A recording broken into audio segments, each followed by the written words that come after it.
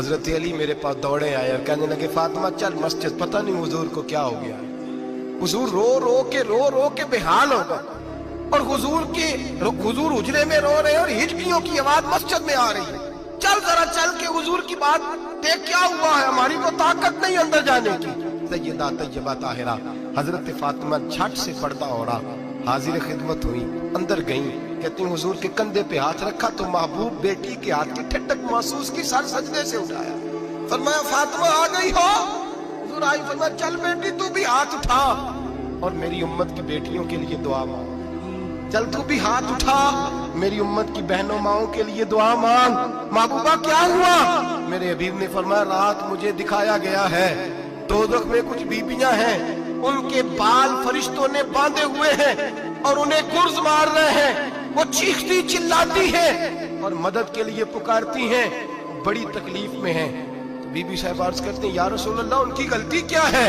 तो मेरे नबी ने फरमाया वो बारीक दुपट्टा ओढ़ती थी, वो बारीक दुपट्टा ओढ़ती थी, उनके बाल चमकते थे, गैर महरमों की नजर पड़ती थी, उन्हें दोज़ख में सजा मिलेगी, वो चिल्लाएंगी चीखेंगी, उनकी मदद को कोई नहीं पहुंचेगा। चल तू हाथ उठा दुआ मांग। हजरत फातिमा उम्मत को पैगाम देती हैं पर्दा ओढ़ लो, हिजाब में आ जाओ, अपने आप को रसूलुल्लाह की बारगाह में झुका दो।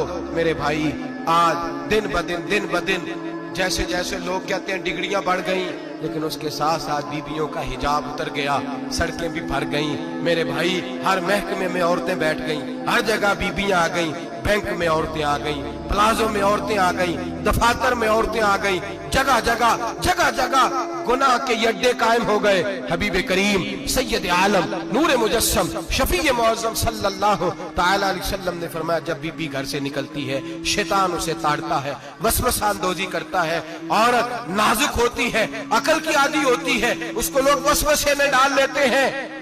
पाकिस्तान का तजदिया निगार कहता है अगर 100% पसंद की शादियां होती हैं उनमें 40% लड़के अपने घर वालों को मजबूर करते हैं, 60% लड़कियां मजबूर करती हैं। 60% उनके अंदर ऐसी शैतानियत भरी जाती है, कमजोर अकल होती है, उसे ऐसे बागात दिखाए जाते हैं, उलझ जाती है। और जिस तेजी से ये जाली निकाह होते हैं उस तेजी से तलाक होती है। वो बेटी जो कालिज चुंगल में फंस के जिद्दत के चुंगल में अपनी मर्जी करते हुए मैदान में निकली थी, सारी जिंदगी का धब्बा लगा के घर बैठ गई।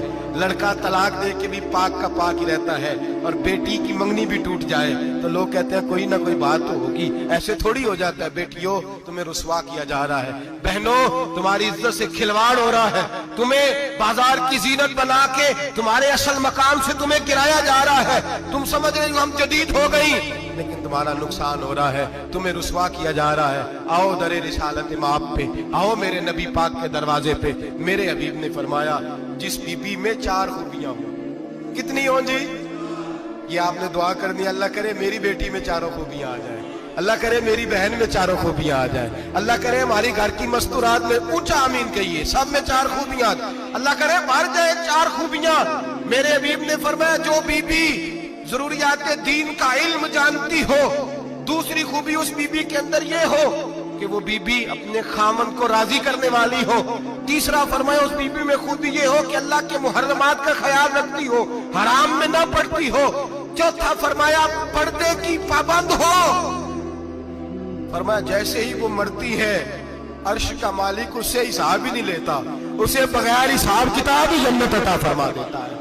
जो पर्दे की पाबंद हो, खामद राजी हो, मुहर्रमात से बचती हो, फरमाया वो बीबी अल्लाह तबारक व तआला उससे कोई हिसाब किताब बगैर हिसाब के अल्लाह उसको जन्नत में दाखिल कर देंगे।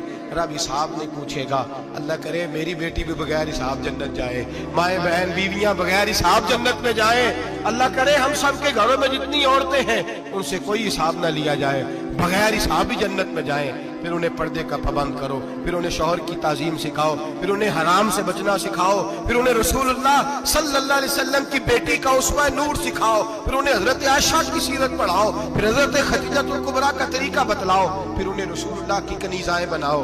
अल्लाह करे हम यहाँ से जुमा पढ़ के जाएं तो تو ہمارے ہاتھ میں ایک برقع بھی ہو, ہمارے ہاتھ کے اندر جو ہے وہ ایک بڑی چادر بھی ہو.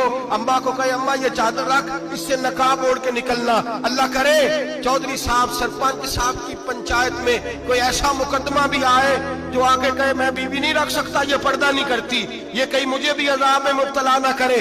اللہ کرے شوہر اس طرح کا غیرت مند بنے, وہ کہے خبردار خبردار. اگر تو دروازے سے نکلی, اعلیٰ حضرت امام اہل سنت مجدد دین و ملت میرے اعلیٰ حضرت سے کسی نے پوچھا تھا کہ حضرت جی بی بی نعت پڑھ سکتی ہے؟ فتاوی رضویہ کی 14ویں جلد, بی بی میلاد پڑھ سکتی ہے؟ میلاد. اعلیٰ حضرت نے فرمایا اگر بی بی میلاد پڑھ رہی ہو, نعت پڑھ رہی ہو اور اس کی آواز غیر محرم کے کانوں تک جا رہی ہو, فرمایا اسے ثواب نہیں ہوگا, اسے حرام کام کرنے کا گناہ دیا جائے گا. بی بی کو منع ہے, وہ نعت کی آواز بھی عورت کا ہی نہیں پڑتا, دین میں تو عورت کی آواز کا بھی پڑتا ہے.